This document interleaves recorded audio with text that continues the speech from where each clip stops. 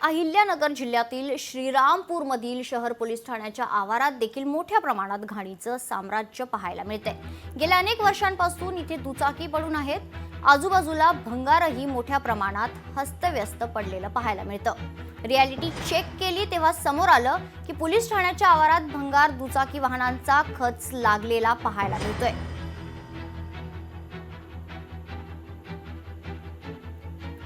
याच परिस्थितीचा आढावा घेतलाय आमचे प्रतिनिधी गोविंद साळुंके यांनी। मुख्यमंत्री देवेंद्र फडणवीस यांनी शासकीय जे कार्यालय आहे त्याची स्वच्छता करण्याचे आदेश दिलेले आहे। जे अनावश्यक जे भंगार असेल त्याची साफसफाई करण्याचे आदेश दिले आहे। जे काय कागदाची रद्दी असेल तिची देखील स्वच्छता कार्यालयामध्ये करण्याचे आदेश दिलेले आहे।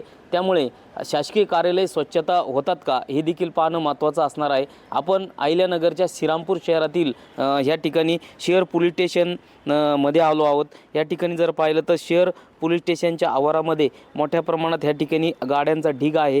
गेली अनेक वर्षांपासून ह्या ठिकाणी गाड्या ज्या आहेत त्या भंगारमध्ये आपल्याला असलेल्या पाहायला मिळत आहे। या ठिकाणी कार्यालय जे आहे ते स्वच्छ झालेले पाहायला मिळत नाही। आपण जर पाहिलं तर श्रीरामपूरच्या शहर पोलीस ठाण्यात जर पाहिलं तर मोठ्या प्रमाणात या ठिकाणी गाड्याचा खच आपल्याला पाहायला मिळत आहे।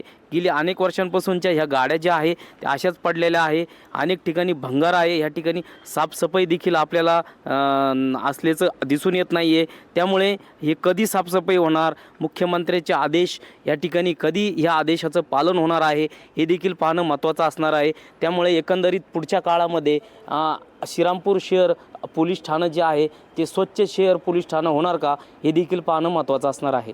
गोविंद साळुंके, लोकशाही मराठी, श्रीरामपूर।